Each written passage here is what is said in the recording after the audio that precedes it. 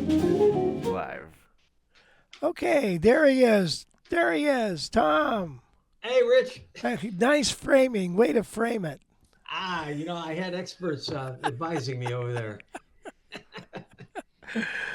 Wow. So, wow, Tom, we finally did it. I'm sorry about 2 weeks ago. There's gremlins in all this stuff, as you probably know. Oh, I was dealing with them this morning. Yep. Yeah. Yeah. So, gosh, Tom, I was reading off everybody you played with, and I was thinking, how come you can't hold down a job? I know. I just keep getting going from one to the other, huh? Yeah. So, gosh, we got a lot of things to talk about. Number one, your new album. Let's start with your new album. When did this come out? 2 weeks ago, I think. And September 26th, I think, something like that. and it's called Right Time Left. Yeah. And what the hell does that mean? Is that some kind of psychedelic thing? I wanted some abstract title for the album because I kind of felt abstract when I was putting this whole thing together. Uh huh. And I woke up in the middle of the night, and that was in my brain. And I ran it by the record company, and they liked it, so we went with it. Nice, nice. So, But I mean, it does have some meanings to me that have come up since the title and stuff. So I like that. In other words, the time you got left is the right time. that's actually the first thought I had when I did it. Yeah, Yeah, good. that was my first interpretation of it. Yeah, and you're Yeah. sharp, man. Oh, thank you. Yeah, yeah, yeah, yeah. I'm really sharp. Um, don't be sharp. Don't be flat. Just be natural, right? So Tom did our workshop or our jazz I have a fest. copy of the record right here if you want to see what it looks like too. Oh, It's for nice. sale on my website or Yeah, on all fine streaming and Amazon places and wherever people buy their music nowadays. yeah. If you want a CD, go directly to Tom's website. I think that's the best thing, don't you? Yeah, because then it gives me a chance to go stand in line at the post office. Yeah. Well, that's good. Is it a million Yeah. seller yet? Not yet. Not yet. No, you don't No, know. but I think I'm hoping we at least reached 100 by now, but we'll see. Did you? It's too early. Were you thinking about putting it on vinyl? I talked to the label about that, and they do some things on vinyl, but they don't do it it's not a regular thing they do.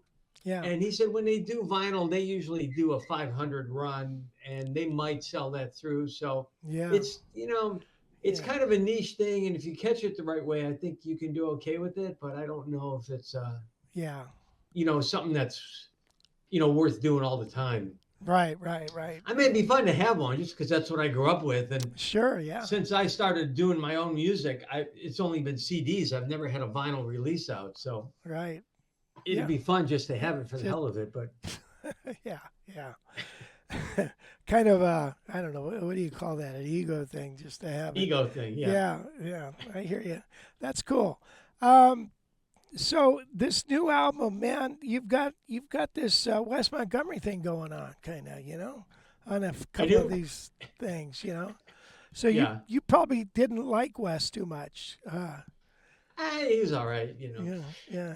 He had a future, kind of had one, Yeah. and well, never mind. We wanted to have. What? I was going to say, never mind. Let's. You make me paranoid when you do that. You know that. I know. Well, you know what?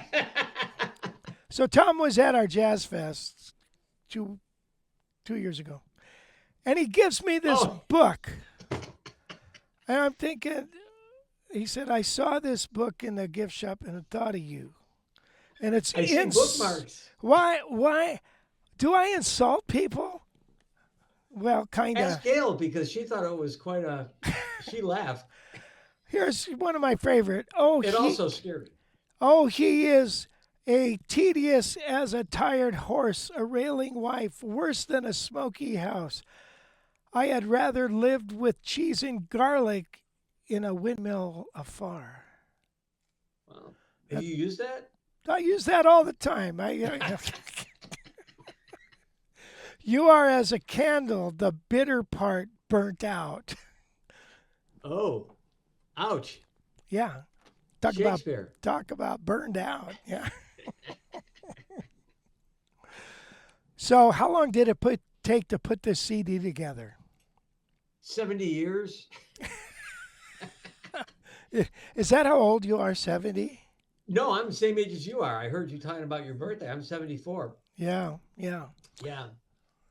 Believe Yeah. it or not, I don't know if I think I reminded you this. You actually turned me on to a gig once back in You the did day. tell me that. Yeah.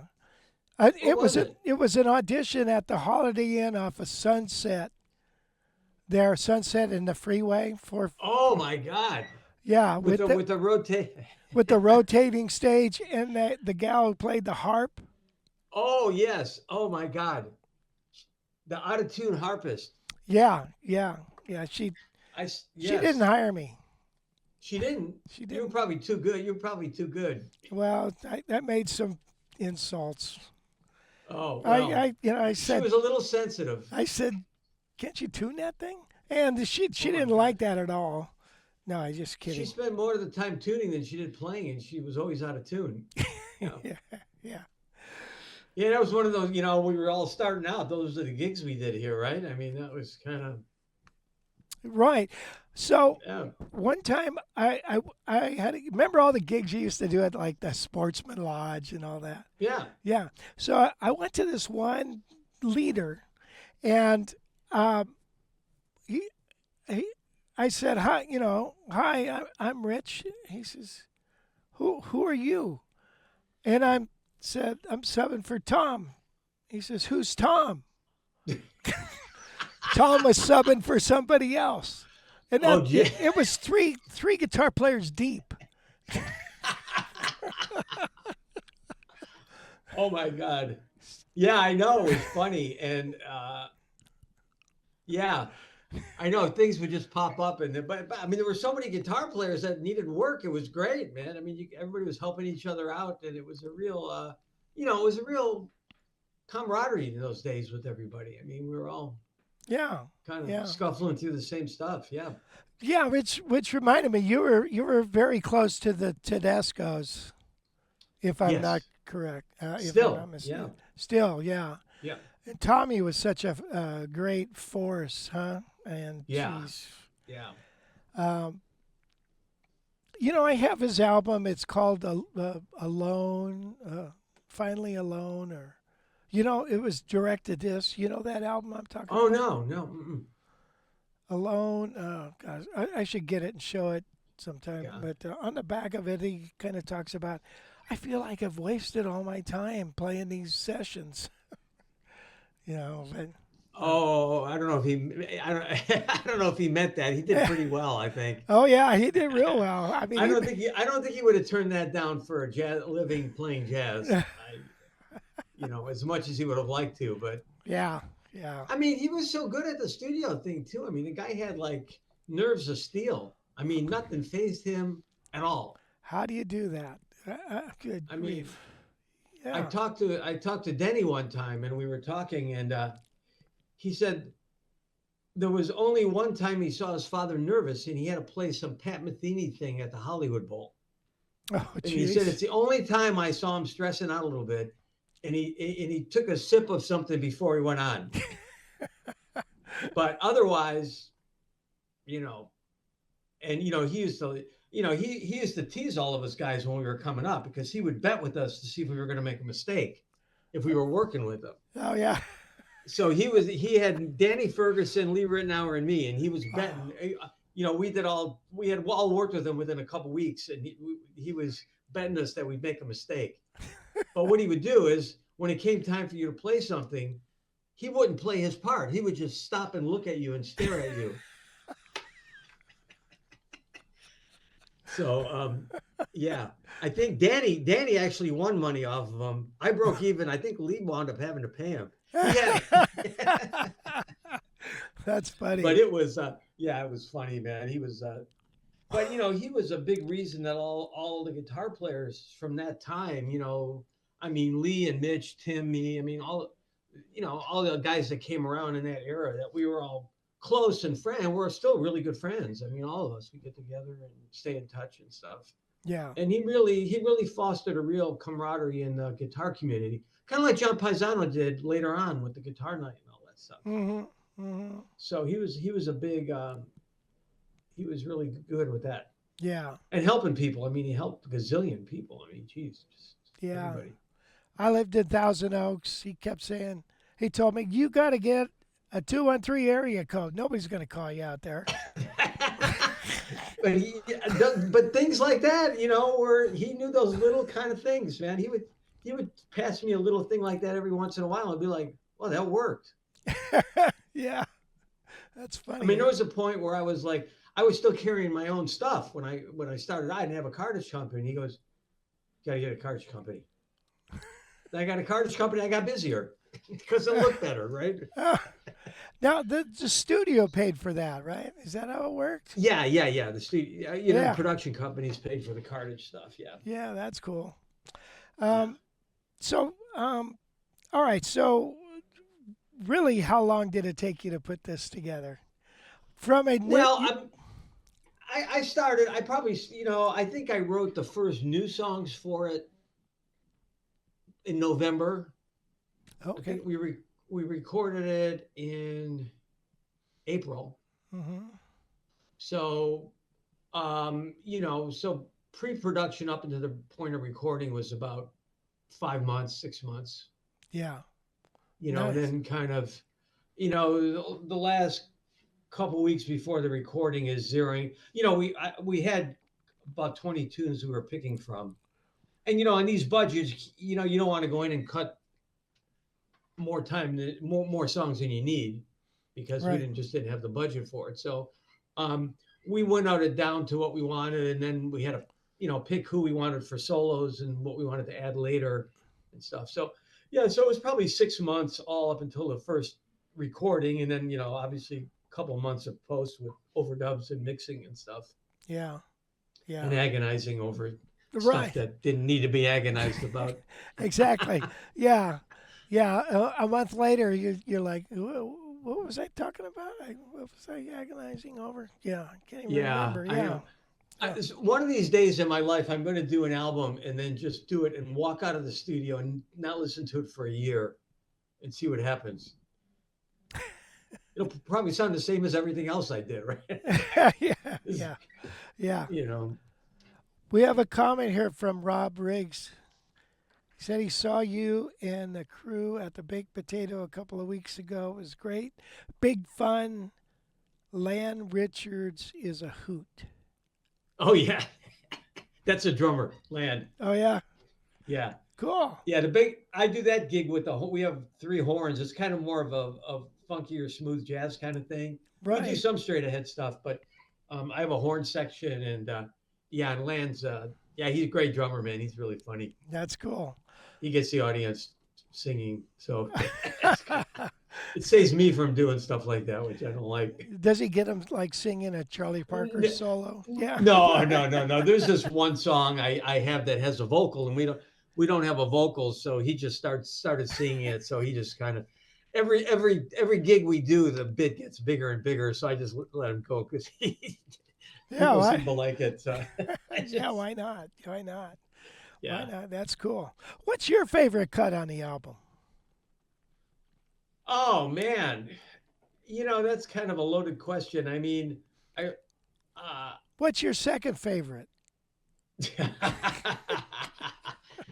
um, well, it's funny because there's things I like about I like things in different ways. Right. So it's hard to really uh, Hmm. and sometimes I judge what I like by did it come out like I conceived it before, because you have it in your head, and then a Right. lot of times you get in there and it's like something totally different when a band gets involved. Yeah, yeah, I don't know. I would say, let's see, if I had to pick one. I mean, I was really happy with, from an arrangement point, the way the girl from Ipanema came out, and um, Lazy Afternoon. I mean, those two were kind of, as an arranger, those were kind of very kind of close to me. hmm Playing, I liked It Ain't What It Ain't. I liked, I was happy with Lou. Well, this is for Lou, the way yeah. that came out. Yeah. Cool. Yeah, we're gonna play that So, I think later on, aren't we, Wes? Um, okay, good, good. I was. It was nice to see that you did "Girl from Ipanema" because some people shy away from that song because it's been played 10 billion times by a lot of bad musicians, and it gets this negative thing. But when you go back and you listen to the original recordings and you really look at that song, you think, what a gorgeous song. oh man, that was one of those records that everything was right on. It's just that whole album is like that. But you think of that song because I mean, I didn't know this till like the last couple of years. Maybe you did, but Esther Gilberto wasn't even supposed to sing that. The singer didn't show up and got caught in traffic. I And didn't know I that. think that, yeah, I think that was the first time Yeah, she that. ever sang on a record, and they needed somebody to sing, and she sang. Yeah, I mean, and I read it on online, so it must be true. I don't know, must. but I read it a couple different places. Yeah. No, that record was absolutely perfect for that, and the feel, and Oh what yeah. Stan Getz play, I was just magic. hmm And I wasn't even planning on doing that song. I mean, I had arranged that song like with those changes. I don't know, 15 years ago. hmm And I was, I used to play it once in a while by myself if I was doing a solo gig or something. But Yeah. I was glad I did it because a lot of, I mean, that's actually when we play live, that's one of the gets one of the best responses. That's Well, I don't know, it's because people know the song people know the or it's song. mellow, it's a mood. It's But got a vibe to it. I was kind of flattered because a Brazilian guy was playing with me at the Baked Potato that night. Very Jetro da Silva, a real talented guy from Brazil, and he said, "You made me like this tune again." He goes, "I've hated this tune for so many years." So it was kind of Yeah. it felt good. And when the band played it, they were like, "Oh wow, this is the most fun I had playing this song." So hopefully I, rejuvenated people a little bit about it because I mean I know it's been like a minefield. You don't want to go near that song, right? Yeah. Yeah. Yeah. But I wasn't even going to do it. The record company said, I think you should do a couple more standards. It's your second record with us. We want to have a little more. And I pulled it out. I was like, okay, let's try it. Yeah. So, Yeah. Good. That is a fantastic tune, no doubt about it. Um, so, Tom, I kind of asked you this in the beginning there. Um, what's your approach to composition when you do you find that you work best with the deadline and pressure as opposed to waiting for inspiration, or what is that like for you? Just curious. um, well, it depends. There was a time when I don't really. I mean, I don't have to write under deadlines. I used to when I was writing TV commercials for about 4 years. So Oh, when I was doing that, that was a lot of pressure you having didn't write deadlines. Time for Milk, did you? No, I didn't write. Time for I didn't write Milk. anything that made a lot of money. Time So for let's Milk. put it that. Good, You know. because I'd come through the screen there and strangle you. No, nothing that would haunt you. Nothing.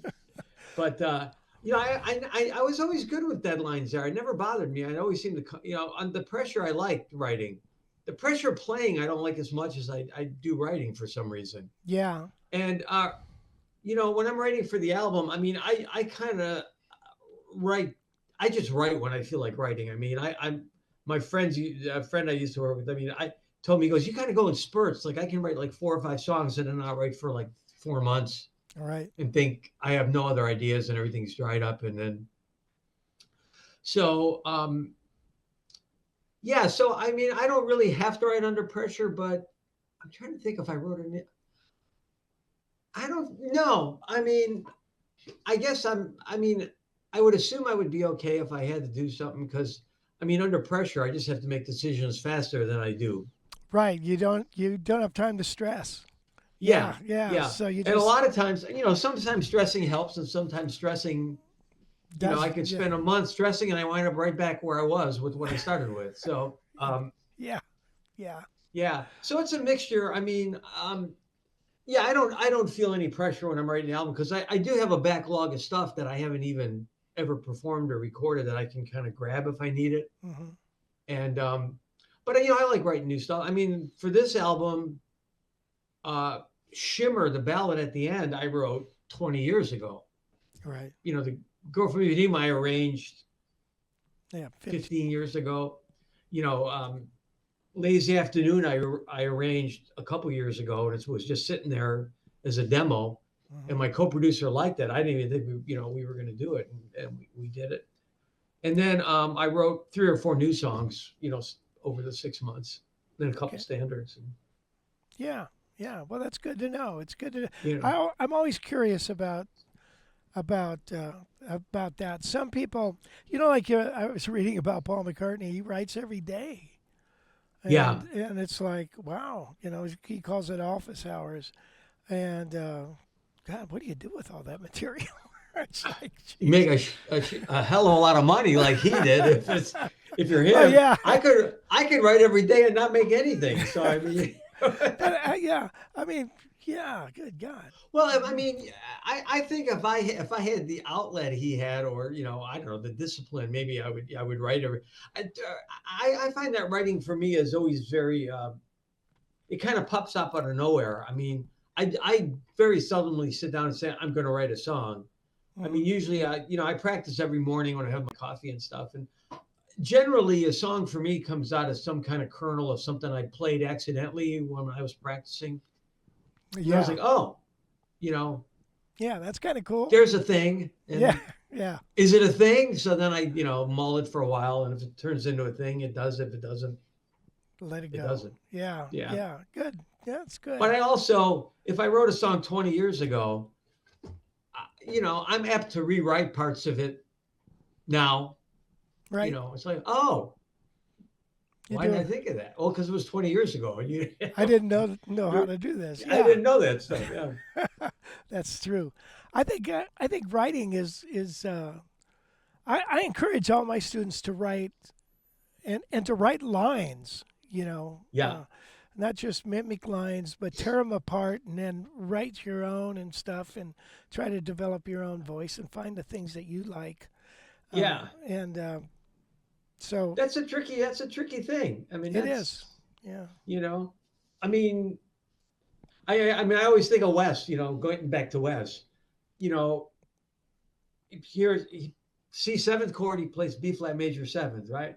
But the way he does it, I Yeah. mean, I've heard other guys do it. They still don't sound like he does when he does it, right? Yeah. Yeah. Yeah. That's So, I funny. mean, Yeah. yeah. Well, that's true. Well, you certainly have got your own voice on this record. Um, one thing I wanted to ask you about, because I was reading about you. You went in and did some records with horns, right? Like She's Not There. Is it She's Not There? Or Oh, that was a big band thing we did. yeah, I I I I never heard that. I was reading about that, and then I thought, oh, I want to hear that. And there was a That, couple other yeah, tunes on there that I thought were pretty yeah, cool. we did Green Eyed Lady, Yeah. She's Not There, and a couple Stevie Wonder tunes. That was kind of a brainchild. My friend Walter Murphy, does Family Guy, and he was the fifth of Beethoven guy back in the 70s. Uh-huh. I mean, we've been working together since the 70s, so we've always tried to work a project that we could do together, and we never kind of hit with anything. Hmm. And then he wanted to write a big band thing, and he wanted, because he always liked the Oliver Nelson stuff and the Uh-huh. West stuff and all that. Right. So he goes, well, let's do it. Let's do a thing. And so we went into Capitol Records with Al Schmidt, Ah, and there's history. yeah, and we did this record, but we couldn't we wound up not placing it anywhere. But it was fun. It was fun. Although the day of the recording, my dad wound up in the hospital, and it was like, oh my Oh, God, it was one of those, one of those days where like you're doing this big thing, and the worst stuff can happen. I mean, all yeah. day I'm calling the hospital to make sure he's okay, and I was Oh, like, geez. yeah. So anyway, but yeah, How, do- it was a fun thing. I mean, we never how, got how, anywhere with how it, do I but find that music? Is it on your I think it's website? on my website. Yeah. And what's the album called? It wasn't an album. We did like 4 tracks and Oh, then tried to get a deal, but nothing ever came of it. oh, I see. Okay, but they're Yeah. on the website. So I'll check them they're out. on my website. Yeah. I think they're on the composition page or the composer's page or whatever. I forgot what they called it. Yeah, you've got a beautiful website, and there's a lot of stuff on there that's really We cool. just redid it. Yeah.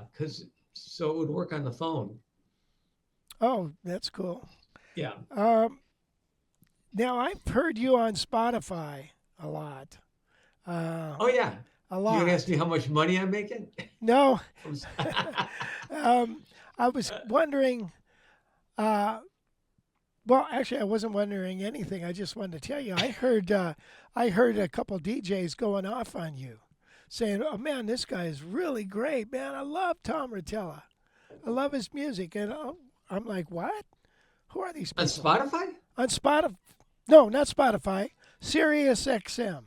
Oh, serious. Okay. Yeah, yeah. On the is that the real no Smooth Jazz Channel or Well, Watercolor? yeah, Watercolor. they were playing the stuff on watercolors, and the last album they played on the jazz station, on the straight ahead jazz station. Oh, nice. Yeah, but Yeah, this was on the watercolor one. yeah, I just happened to turn that on. I don't usually listen to that station, but there it was, and I'm like, oh, that's cool. yeah. I had a little run a few years ago. I was doing some. Chris Standard was producing some stuff for me, and we were writing together and stuff. So Yeah, we had a run, and then we kind of ran out of gas. I hear that. Everything has a season, I guess. Yeah. Um, I noticed you were speaking of Christmas. Speaking of seasons, I uh do have a Christmas CD as well. I'm just gonna Oh, yeah, good. blatantly throw this in. Yeah, good, good. And So that's it's called available 12. 12, 12. That's available on on my website. Okay. It Well, might be available somewhere else. I don't know. I think it's streaming too. You can get yeah. it. Well, I tell you, any you guys out there, if you get a chance, pick up, go to his website and pick up the CDs. I think we want Tom at the post office as much as possible. Hey, I caught that you were talking about Lullaby of Birdland earlier in the show, Uh huh. Yeah. and I just heard that George Shearing version the other night, the Latin one. The what? Did Which you? one? He does a Latin one. That's Oh, a Latin version. I don't think I've heard that. Man, you got to check. I hadn't heard it either. I heard it on the jazz station, and I was like, man, it's incredible. Really? Yeah, yeah, it's really great. I I got to go listen to it and figure out what they did because I was driving and I couldn't. But man, it was really cool. Boy, he I was loved something his else. stuff. I was a Oh, big fan of his. Yeah, me it was one of too. the early records I had growing up. Was record. George Shearing. Yeah. Yeah, with him and Toots Thielman and Emil Richards, Yeah. Al McKibben. My Yeah. mother loved him and had his uh, written books, so my mom played piano and we Oh, really? Oh, try to wow. play his arrangements. Yeah. Good luck. But yeah, he was fantastic. What a guy. So I hear all these stories. Did you ever get a chance to play with Charlie Shoemate? Well, it's funny because I heard you talking about Charlie. When I was doing, the original Tony Rizzi Charlie Christian band. Uh I huh. was in that. Right? Yeah, yeah. And Yep. Charlie played vibes in that band. Oh, did he really? Yeah, Oh, yeah, yeah. Charlie. And I mean, I used to play with Charlie a lot at the Union. I don't think I ever did. I think I did a bunch. When I was starting out, we were all around, and I remember doing a lot of rehearsal bands with him. yeah. And then when we started doing the Charlie, the Tony Rizzi thing live at Dante's, it was like, I mean, the original band, the first rehearsal we did was Tony Rizzi, John Paisano, Jimmy Weibel, Mike Anthony, and myself. Wow. And then when we finally started doing it live, I think uh, he doubled up every chair. So Lee was double in the second chair, Tim was double in the third chair, Holy and cow. yeah, it was Tim, Lee, me, Jimmy Weibel, Mike Anthony, Barry Zweig, and but so there were 10 guitar players there, right? God. Except for all we got to do was read these like complicated parts, and he had Charlie Shoemake and Pete Chrisley play all the They solos. played the solos. Yeah. Yeah, and we get one solo a night, and we would sit there and go, "Man, this is hard." And that stuff was hard to play. I mean, Oh no, I know. I and know. there were no computers back then, so Tony hand wrote everything in pencil, so you got the glare of the lead. Right. Then he made notes this small, and to save paper, he would cut bars in half and have half a bar at the end of a staff, then the other half of the bar. And we'd be going, "Oh my God." And you got the lights in the club. Then we had a few drinks or whatever else everybody was doing in those days. And That's yeah, funny. so I got to hear Charlie a lot because we got to sit there and just hold our guitars while everybody soloed. It was, Yeah. Yeah, so that's funny. uh, Yeah, I remember I went to one of your rehearsals. The fifth. I don't know why you didn't you call it 50 Fingers or something? Wasn't it called that no, there or was an we? album though called Five Guitars and 50 Fingers back in the 60s that I had when I was a kid, Oh, okay. which was all these New York guys like Al Caiola and Tony Mottola and Oh, okay. whoever, all the, All right. uh, yeah. But I Then have there were that the 50, then there were Tommy Tedesco, the 50 guitars, the 50 guitars. Tommy Garrett, who was actually Tommy Tedesco because Snuff Garrett didn't play an instrument. Oh, He just put his name on the record. That was all Tedesco playing oh, all I think Lorenzo Almeida did the first record, and then after that, Tommy did it. wow. How cool. Yeah. Yeah, Ted Green and I went to one of your rehearsals, one of those rehearsals Oh God. at the Yeah, Ted Union. could play all five of those parts at one time, probably. He was like, Yeah, that's funny. Well, it There's a question here from Rob for you, Tom. He asked, do you have Ernie Watts in mind when you wrote some of the new albums? Did you have Ernie Watts in mind? I always have Ernie Watts in mind.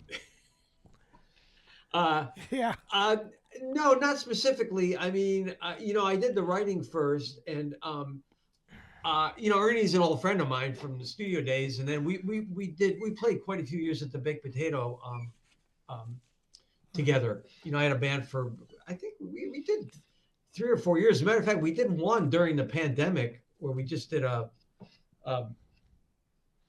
online thing, a streaming thing. There was nobody in the club except like three people because everything was locked down. right. But yeah, I knew I wanted to use Ernie on this record, and but I didn't think about it when I was writing. It was after the writing I thought like, okay, what do I think would be good, and what.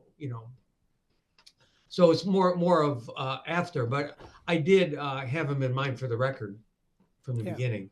nice. Yeah, Yeah, yeah. He's something else. he's turning 80 next week He lives he has a house in here Cambria. in Cambria. Yeah, Yeah. so Gail was on Facebook, and I'm friends with Ron McCarty, who's a sax player up here, and he wrote tonight. I can't make the gig at the Madonna Inn, which is a Oh yeah, I know. yeah, it's a casual. It's like Yeah. you're playing everything under the sun. So, but I have Ernie Watts subbing for me, and I thought I got to go see this. I got to Yeah. go see Ernie play Men at Work tunes, and so that Oh was my God. it was very cool. Yeah. I go up and said, "Are you really Ernie Watts? Are you really doing this?" Yeah, man. Ernie's like the coolest guy, man. Oh, he is. Over the years, we've done gigs together. I think since the '90s, early '90s, and I've never met anybody. Yes, so Ernie Watts, right? I mean, Ernie's like a star. Yeah. Always wants to rehearse. Let's rehearse. Let's rehearse. Oh, really? He's like, no, let's get together, man. Yeah, let's play. And he's always the first one there, warming up. I mean, the guy's very committed no matter what he's doing, and he makes he brings integrity to the music because he comes and he wants to do as good as he can. He wants to play it as much as he can. And Right. I'm always touched by that. But that's just who he is. I mean, there's nothing personal that he doesn't do it because we're Right. friends. That's what he That's his does. work ethic. That's his. Yeah. Yeah. We should all have that ethic. I want to be prepared. I don't care. Let's rehearse. Yeah. That's nice. Yeah. Wow. Well, Tom, before we leave, do you have anything you want to say to all these people out there? Wow. Wow. I, How long do we have? There is one more No, question. I just Okay. if your guitar, I mean, is your audience all players or is it oh varied? yeah. Oh yeah. We have another Yeah. question. Okay. Perfect. I got bailed out. What is your favorite guitar? Oh my God. I'm just going through. All of them. All of them. Yeah. I just am going through like a total transition now. Uh, I like a lot of my guitars for different reasons. I mean, the main guitar I was playing for a while was I have this TV Jones custom guitar that he built for me. But I just recently, about 2 weeks ago, switched over to an ES330. I have a 1961 Nice. ES330, and I've had it for about 5 or 6 years. And I remember Mitch Holder went with me when I bought it. We were comparing guitars and stuff, and it was a really great instrument, but I couldn't get it to feel right. But now I finally got it to play where I wanted. So I like the sound of it. So now I'm using that as kind of my favorite guitar this week. And then I just bought an ES225 that I'm trying to find. It has not the original pickup, so I'm looking for an original old P90 Oh, for it. they're So on. They're that'll on be. reverb for Oh, I know they're like. $700 or something. Oh, they're insane. I know. As a matter of fact, before I came on, I was negotiating with a guy online about buying one. He's got one. Yeah, yeah. They want like they're up to $1,000. They I, want for some. It's like it's. I mean, but you know what, Rich? You look at the listing. It's been on there for 2 years. yeah, that's You true. know. yeah. So, I but guess. anyway, those are the two guitars I'm messing with now. But I have an L5 that there's different guitars that I don't play regularly because like the L5 is too big for me to play all the time. Yeah. But if I want that sound, I have a really nice one that I'll pull out. Or I have an old one of John Paisano's 175s from 1951 Oh, that nice. Yeah. sounds great. But as my main X right now, my favorite one is the ES330. Nice. But call me next week and it might change. That'll change. And then they're also wondering, do you have a preference on strings and gauge? I like flat wound strings for jazz. So hmm I went to round wounds for years, and now I'm back to flat wounds. Yeah. Um, Depending on the guitar, like my TV Jones, I have strung with 11s, Diodario 11s. Um, I have the 330. I've gone from 11 to 12 to 11 to 11 and a half to 12, and now I'm back to 11s. So on the 330, I have 11s, That's funny. and on the 225, oh no, on the TV Jones, I have 12s, and on the no, I have 11s on that. On the 225, I have 12s. Hmm. So, every guitar just seems to read the strings differently and respond. But anywhere between 11 and a 12 is kind of where I am Those are for two that. two great guitars, man. The old 330s and that 225. I never knew about a 225 till like about a year ago, and I saw that guitar, and it was like Oh it's like a yeah. 175, but it's a little fatter than a 330. Right. And Yeah. man, and then they also make a 125. Mitch Holder talked me into the 225, and I got it. It's like a mini 175. I mean, it's like a great guitar. Yeah. Yeah. It is. Yeah. Yeah, They have the ones where the pickup is in kind of the middle, kind of in a funky yeah. I spot. don't. It's like Visually, I can't handle it. I know. It's like Sonically, I don't know. Mitch says it's a cool sound, but oh yeah. I don't think I'd want it all the time. Yeah. Yeah, Crazy. yeah. Well, Tom, we're gonna play your we're gonna play a tune off your CD Okay. as a little break song here. And I want to thank you so much for joining Oh, us. thank you. It's Yeah. fun talking to you, and Yeah.